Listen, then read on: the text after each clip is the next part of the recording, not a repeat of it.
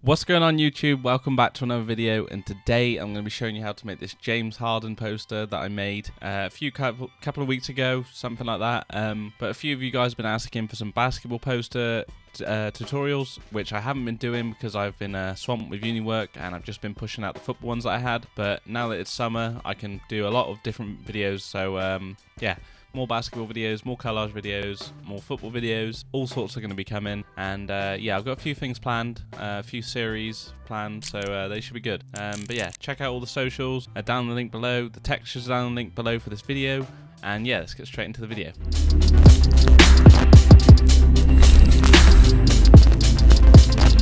Okay guys, so first things first, we're going to need to make a new document. So we're just going to go for A4 I think with this one, so simple A4. And we're going to just create a solid background I think. So we're going to get a dark grey, so something not too dark, so something like that I would say. Maybe a bit darker we can make it, probably around there. So 343434 for the code, and then we can start pushing on with the design. So what we need to do is we are going to need to get some images first. So in this texture pack that I have made, there is loads of different background textures and images, so we're going to just sort of mess around with these first and see what we can come up with. So first things first, I'm going to probably bring in some of these images. So these images are going to be at the bottom of the design and at the side. They're going to be quite a key part of what's happening. So position that one. So this is the Brooklyn Nets court, so it obviously makes sense to have it there.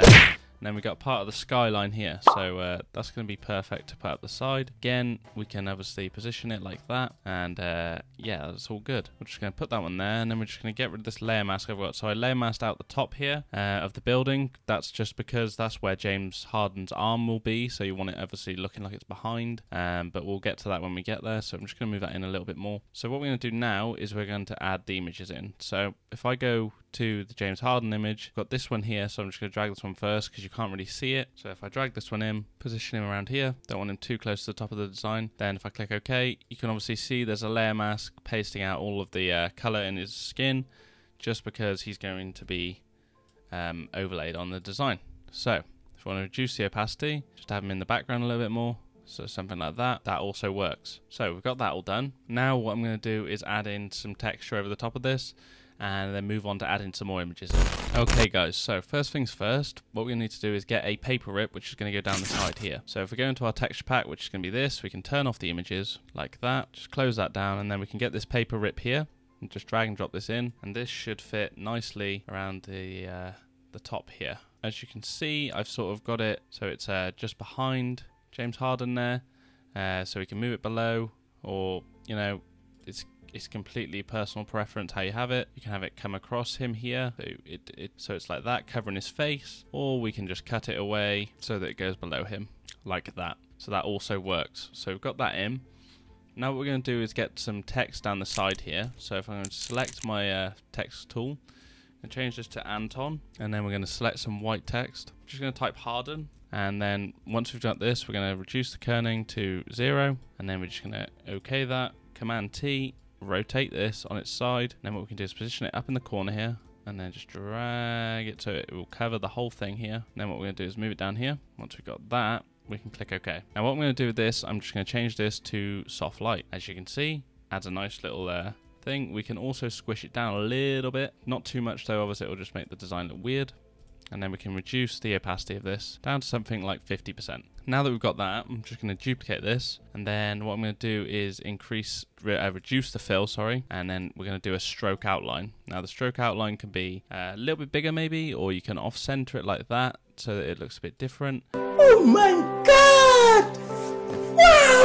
Wow! But that's sort of how I'm going to do that bit of the design. So let's just move these this bit of text down here below. Want it below the texture, and we want it below this image, so this image is going to come on top. And then what I'm going to do is I'm going to group these together, add a layer mask, then we're going to get a round soft brush, quite big, and we're just going to sort of, you know, make sure that looks like it's fading into the design. Once again, same can happen with the city there, but now it looks like it's nicely fading into the design instead of sort of cutting through this image we got here.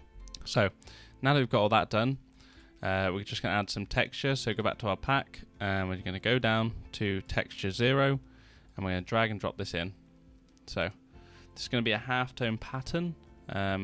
nothing too serious, but it's going to want to make sure it covers the whole design. Sort of normal opacity it can be on, or you can change it to linear dodge add, which will add a nice little white texture, or color dodge, but that's completely up to you to decide. I might try color dodge this time just for a bit more of a subtle effect and a white like pattern effect over the top of the text, so we'll just leave it like that for now.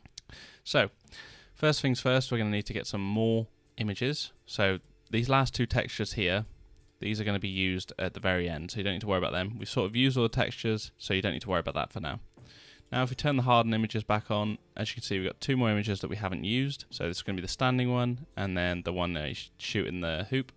So if we drag and drop these in, you can see that they are already coloured and ready to go. So this one, I'm going to sort of just position him there for now. I'm just going to talk you through what I did with this one. So I just cut the image out basically, and then duplicated him, made a shadow which is down here, which looks really nice. And then what I did was add a foot shadow as well. So we've got that, and then inside this smart object, I've changed the color of the ball and his shoes just to add for some contrast. So I will show you how I did this with this next image, which is here. So if I Command T this one, as you can see, he is black and white. And then if I just position him down there, that looks really nice. Now what we're going to do is we are going to open this camera filter, click OK, and I think we might even delete it quickly because I don't have a layer mask. A few moments later. We can get rid of that, so we'll just redo it again. So if we go to camera filter, we're just going to basically make this a black and white image, so reduce saturation, clarity and texture, you can increase a little bit, and contrast. Then we click OK. Now that we've done that, we have a layer mask here. So if I go get a soft brush, or a hard brush really for this, because it will just make your life easier. Zoom in, and then we're just going to colour in the ball. So make sure you don't get his hand in, because you just want the ball for this, just so that it matches the rest of the design. But it's quite a tedious process, because obviously it's going to be quite hard to get into the intricate bits where his fingers are, but make sure that you take the time to get it right, otherwise you'll be doing a half-assed job at the design, which won't look great. So like here, just make sure you go around his finger, make sure it's not on the fingers. Same here again, and the same here. So if we just go back over there, make sure you get the shape of that basketball. So now if I zoom out, you can see that it looks like he's holding the ball, which is exactly what we want. So we've got all that in now. So the only thing left to do now is add some more texture and the text, and then we're completely done. Let's just go back to the texture pack. So we can turn these images off because we've used those, and then open up the text. Now the text I have already, so I'm going to bring these across. So I'm just going to position these somewhere around here. That's good. Now to make these, if I open up the smart object, it's literally just the text, a black box, and then this texture over the top. So it's the same halftone pattern that I used for the background, just on the text, made smaller, just to give it that nice little defined effect. So we've got that in. Then for the next two, we're going to bring these in. Now these are going to be sort of like text bars that go across the screen, and we're going to have to position them so that they cover the whole design like this. So if I just grab this one, bring them down here, game day. And then if I grab this one and bring it down here, this one's definitely going to have to be made bigger just so that it fits the whole of the design. So like that. That one can be put down there. Now it doesn't matter that this one is bigger than the previous one, because it's really not. Doesn't really matter, to be honest. So if we move these to no, leave them below. Leave them below. So this one looks good. The text looks good. Only thing left to do is add some X's up the top here, and then some circles and a camera filter, and we should be done. So get your text tool, just type X, very simple. Command T, rotate it on its side, increase the size, so fairly big. Then we can just put it up here. We duplicate this, there we go. And then we can just hold these down, reduce the fill, double click and add a stroke, double click and add a stroke. There we go, they're all good. So we can move these down here. Now they're not obviously behind the head, which we can do if we just add a layer mask to the group. So if I go in, I can cut it out obviously, which will make it look a lot like more realistic, I guess you could say. So if I do that, there we go. Now it looks like they're behind. That's all done, and then we just add to the same process.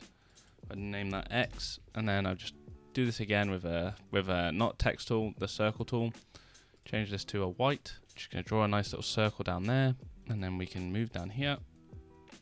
Oh, no, we don't want to get hold of that. We want to get hold of the ellipse. And we're just going to move them up here. Duplicate that. And duplicate that again. And then we can just equally position them. Reduce the fill. Group that. Add a stroke. 2-stroke. I'm just going to increase the fill for the whole thing. And then decrease the fill for the group. And there we go. We've got our white circles. So, guys, that's pretty much it. I know there's quite a lot of little details in here that make this design look nice. It's just sort of cutting out images and layering up to get the desired effect, really. So hopefully that's all good. So I'm just going to go Command-Shift-Option-E to make a screenshot.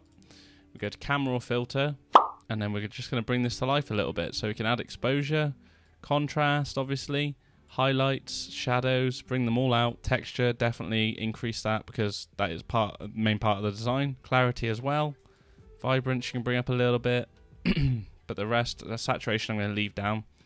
Sharpening, definitely bring that up. And noise reduction you can leave as well.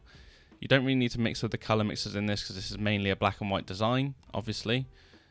So you can just go straight to grain, add that, and then a vignette maybe, just to darken the corners. Again, to bring the definement out of the other images within the design. Now if I do a side by side, you can instantly see that this image pops and that it's got a really nice effect and textures, and hopefully you've learned from it basically. I made this a few weeks ago, but I thought it'd be a good tutorial because it's quite simple and there's lots of different techniques that you can learn from it. So if I click OK, and that's all done. So hopefully you've enjoyed the video, guys. If you have, let me know in the comments. Let me know what other basketball posters you want to see, obviously, because I know not everybody here who watches is a football fan, or they might be both. So let me know what you want to see, and I'll get back to you. And yeah, that's it, guys. Thank you for watching. I'll see you in the next video.